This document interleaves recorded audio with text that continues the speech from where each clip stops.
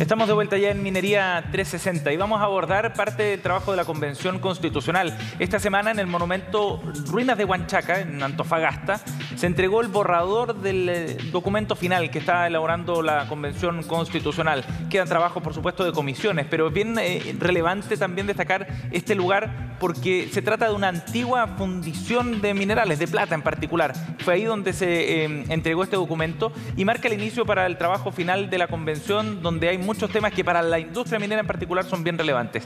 Son algunos de los temas que vamos a abordar y para eso estamos en conversación aquí en Minería 360 junto a María Paz Pulgar, abogada experta en Derecho Minero, académica de la Universidad Católica y de la Universidad de Chile. Gracias por estar con nosotros. Bienvenida, María Paz. Muchas gracias por la invitación. Bueno, María Paz. María Paz, ya concluye esta primera fase. Queda espacio todavía para algunas modificaciones en las instancias que vienen, en las comisiones de armonización, de transitoria sobre todo, ya podremos hablar de eso. Pero ¿cuál es su impresión general del texto final en materia minera?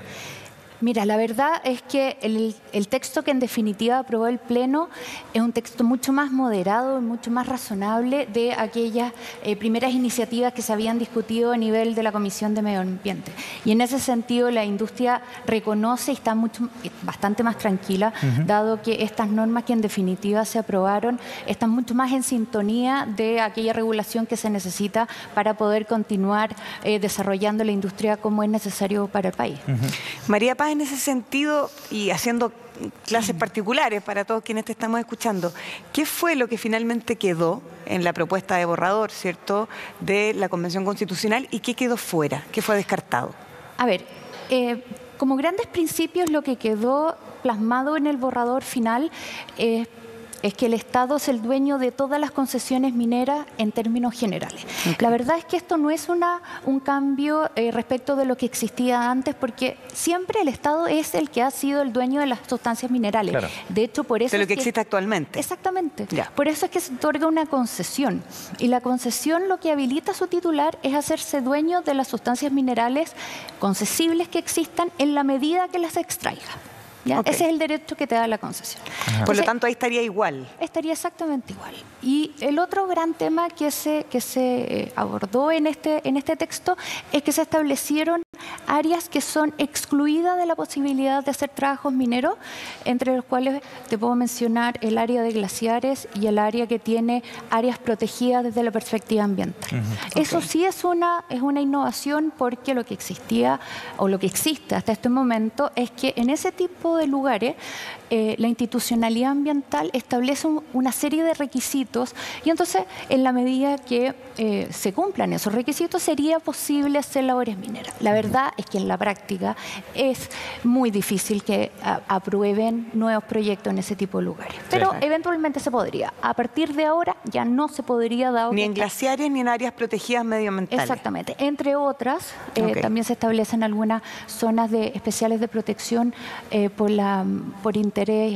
hídrico y otras que pudieran establecerse. ¿Ya?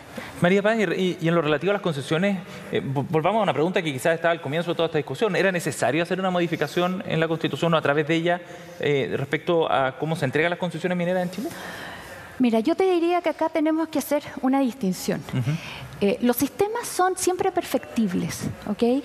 Y en ese sentido siempre es bueno, y en el caso del sistema concesional era conveniente y es conveniente revisitarlo cada cierto tiempo y modernizarlo y actualizarlo.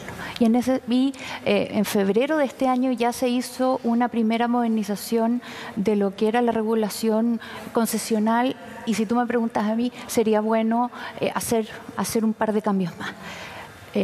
Eso al tema de concesiones. Sí, claro. Y modernizarlo y traerlo de verdad al siglo XXI. Okay. En cuanto a tecnología, en cuanto a obligaciones medioambientales, en cuanto a la forma de relacionarse con la comunidad, en fin. Son normativas que vienen de los años 80 y por lo tanto, la verdad es que hay que traerlo a lo que es el siglo XXI. Pero eso es muy distinto a hacer un desmantelamiento completo y un reemplazo de un sistema que la verdad es que ha funcionado muy bien. También que a nivel internacional se usa de base el sistema concesional chileno como ejemplo para otros sistemas de fomento a la inversión en minería. María Paz, tú comentabas recién que de lo que quedó, ¿cierto?, en este texto, en esta propuesta de borrador final, ¿no? Tenía que ver con las concesiones, que habían espacios que no se podían, que no se iban a poder explotar. ¿Qué otros aspectos te parecen relevantes que quedaron en el texto final y que también entregan o no certeza jurídica, que era uno de los grandes temas también que hemos conversado aquí sobre la necesidad de saber cuál es el terreno que se está pisando? Sí, yo te diría que lo que entrega la certeza jurídica es lo que no quedó, o más bien, en el fondo, porque ¿qué era lo que lo que no quedó? Lo que se había propuesto era cambiar, reemplazar íntegramente el sistema concesional por un sistema basado en autorizaciones administrativas, que era muchísimo más débil. Se decía que no entregaban un derecho de propiedad con todo lo que eso implicaba, y que por lo tanto eso tenía efectos bastante complejos para la industria minera y no solamente para las grandes compañías, porque un poco... Ahora, eso no pasó, entiendo. Eso es lo que no pasó. Ok, ¿ya? Quedó fuera del texto. Y eso era lo que preocupaba más. Sí. Entonces, esto es como... se hace un poco difícil hacer la comparación, porque cuando uno lo lee lo que quedó, dice, todo lo que quedó es muy razonable, y muy moderado y está muy bien. Y resulta que tenemos que ir haciendo la comparación con lo que no quedó, porque con eso se destaca lo que quedó.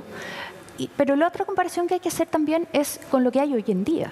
Con la Constitución vigente. Exactamente. ¿Y qué es aquello que es particularmente relevante en ese sentido? Yo te diría que la gran diferencia, y no solamente respecto de la minería y no solamente respecto a las concesiones, es el énfasis que tiene la Constitución actualmente vigente respecto a la protección que tiene el derecho a propiedad, que es un principio que trasciende toda la Constitución. Y dentro de eso está, por supuesto, la protección que tienen las concesiones mineras versus lo que existe hoy en día. Entonces, ¿queda más débil hoy? Sí, queda más débil. Entonces, todos los mecanismos de protección, todo este blindaje que existe frente al derecho de propiedad, se desmantela, se desintegra, de alguna manera... No se niega, pero no se potencia, por decirlo de alguna forma. Es que se omite. Se omite. En la Constitución actual se enfatiza, en el nuevo proyecto se omite, pero al omitirse, aunque no se diga expresamente, al omitirse, en la práctica lo que se está haciendo es, si tú quieres, como desmantelar el escudo de protección, el escudo de energía, que lo tenías como protección del derecho. María Paz, para aprovechar el tiempo, viene una etapa relevante de discusión de las normas transitorias también, y hay algunas propuestas que van por la idea de reponer ciertos temas que ya fueron rechazados en el Pleno por esta vía. ¿Qué le parece a usted esa discusión y el mecanismo además que se está utilizando para poder avanzar en esta línea? Bueno, la verdad es que este es un mecanismo que se ha utilizado no solamente en la Comisión de Medio Ambiente, sino por otras comisiones, como para hacer revisitar temas que ya el Pleno había revisado, discutido y rechazado. Sí. En el caso de la Comisión de Medio Ambiente está volviendo a plantear la posibilidad de establecer la nacionalización de la minería del cobre. Hay varias propuestas, está la del cobre, del litio y del oro. Mociones que ya se habían presentado ante el Pleno, que ya se habían revisado, discutido, votado y rechazado. Entonces, la verdad es que parece poco serio, y el problema que hace además es que hace ruido y de alguna manera desvirtúa o desprestigia el trabajo de la Convención. Porque uno dice, bueno, pero si ya se discutió, ¿por qué vuelven a dar la vuelta y volverlo Ahora se tiene que votar nuevamente, ¿no? Es parte del debate constitucional. Va a tener que volverse a votar, siendo que ya había quedado de alguna manera ya zanjado. ¿Pero lo ve como un riesgo de que se puedan reponer esos temas que estaban más complejos, que generaban más temor también en la industria? A ver, se va a replantear en términos de la discusión. La posibilidad que en esta oportunidad vayan a quedar recogidos en el borrador es poco probable, porque el apoyo que habían tenido en el Pleno eran apoyos muy bajos. Bien. Entonces, no eran apoyos como que estuvieran muy peleados. Siempre existe la posibilidad, pero no se ve muy probable que pudieran llegar a puerto en el fondo, como ahora sí quedar en el borrador. Bueno, muchas gracias, María Paz. Nos quedan muchas dudas. Esperamos seguir conversando contigo en el futuro. Tenemos un gran trabajo también como país de estudiar, ¿cierto?, el texto que está hoy día como propuesta. Así que esperamos también que salga lo mejor posible. Muchas gracias por acompañarnos. Muchas gracias a Gracias por haber ustedes. venido.